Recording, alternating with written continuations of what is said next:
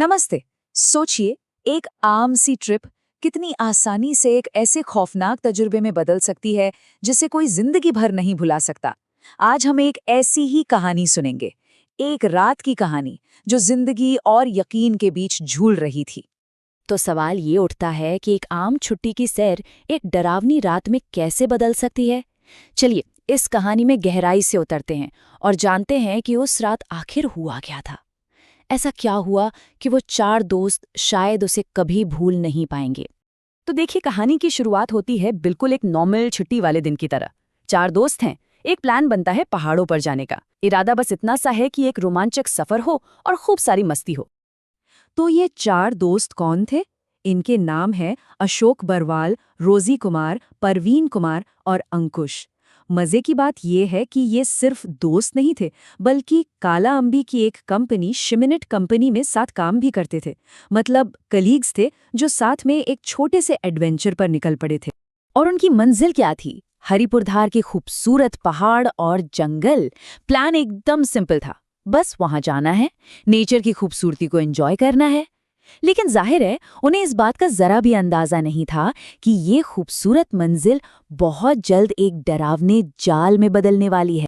और बस यहीं से कहानी में एक ऐसा ट्विस्ट आता है जिसके बारे में किसी ने सोचा भी नहीं था। जो दिन मस्ती और रोशनी से भरा था, वो धीरे धीरे रात के खौफ और अंधेरे में तब्दील होने वाला था। अब देखिए हालात कैसे और कितनी तेजी से बिगड़े। दोपहर में सब ठीक था, वो खूबसूरत वादियों का मजा ले रहे थे। लेकिन शाम होते होते अचानक मौसम खराब हो गया। और बस मौसम ही नहीं, वो जंगल में रास्ता भी भटक गए। और फिर सबसे बुरी चीज, उनके मोबाइल के सिग्नल भी पूरी तरह से चले गए। मतलब अब वो उस घने जंगल में पूरी तरह से अकेले थे, दुनिया से कटे हुए। तो अब सोचिए, अंधेरे जंगल में फंसे हुए वो रात बिताने के लिए आखिर कहाँ जा सकते थे। दिमाग में बस एक ही सवाल था, चारों तरफ घना जंगल, अजीब अजीब आवाजें। ये रात कटेगी तो कटेगी कैसे और कहाँ? और इस सवाल का जो जवाब उन्हें मिला, उसने उनके डर को कम नहीं किया, बल्कि कई गुना बढ़ा दिया।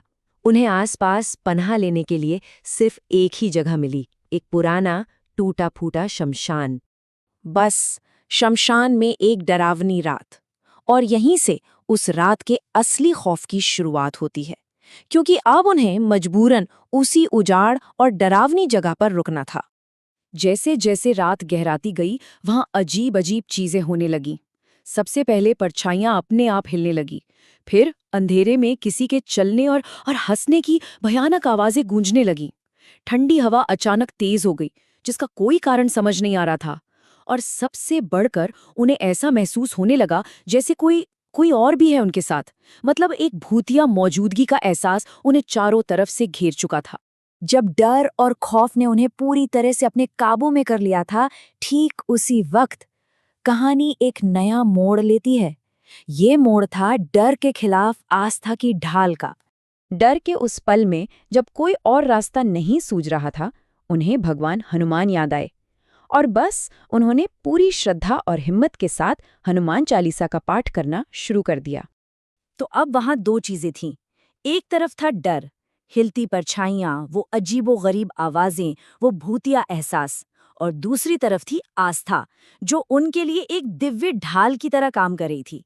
उनकी प्रार्थना की शक्ति उन्हें उस सारी नेगेटिविटी से बचा रही थी और उस बेहिसाब आतंक के बीच उन्हें हिम्मत दे रही थी।